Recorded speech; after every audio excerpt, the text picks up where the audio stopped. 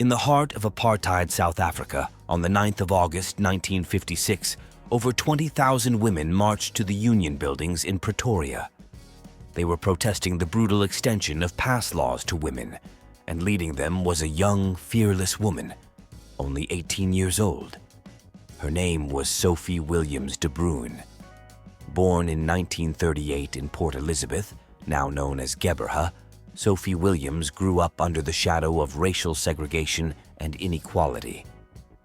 Raised in a working-class family, she witnessed firsthand the injustice that Black South Africans endured every day under apartheid rule. As a teenager, Sophie was forced to leave school early to support her family. She found work in a textile factory, a place that would change the course of her life.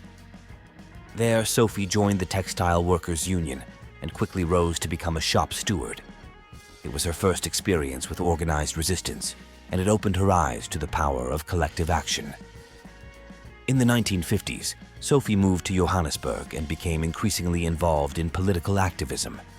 She joined the Federation of South African Women, a multiracial organization committed to fighting apartheid and advancing women's rights.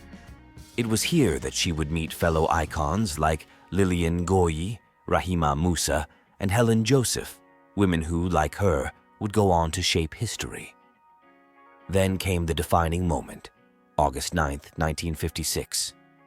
Alongside Ngoyi, Joseph, and Musa, Sophie Williams-De Bruyn helped organize one of the largest demonstrations South Africa had ever seen. Over 20,000 women of all races gathered in Pretoria, marching in silence to the Union buildings to deliver petitions opposing the pass laws that restricted the movement of Black South Africans and sought to control every aspect of their lives. For 30 minutes, they stood in powerful silence. And then, the women broke into the now famous protest chant, "Wathint Abafazi, Wathint Imbokodo! You strike a woman, you strike a rock!" At just 18 years old, Sophie Williams-De Bruyn had become a national symbol of resistance.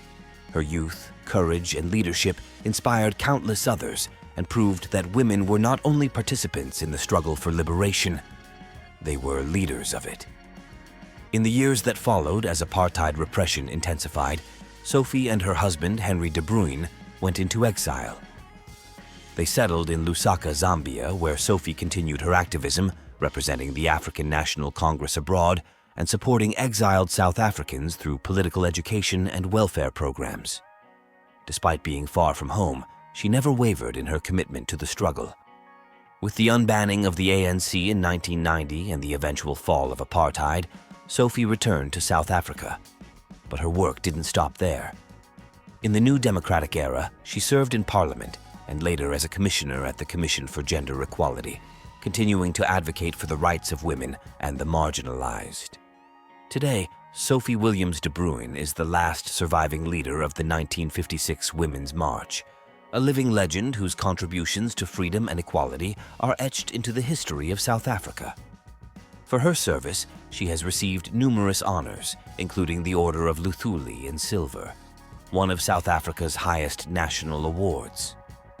The 9th of August is now celebrated every year as National Women's Day, a public holiday that honors the legacy of the march and the courage of women like Sophie Williams-De Bruyn.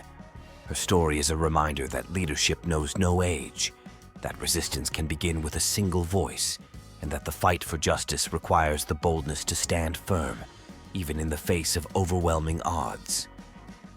Sophie's life teaches us that history is not made by those who wait, but by those who act. And though the path to freedom was long and painful, her footsteps, along with those of the 20,000 who marched beside her, will never be forgotten. Remember her name, Sophie Williams-De Bruyn, a rock of resistance, a beacon of hope, a woman who helped reshape a nation. If you found this video informative, please like, subscribe, and hit the notification bell for more content like this. And as always, let us know your thoughts in the comments below. Until next time, stay informed and stay engaged.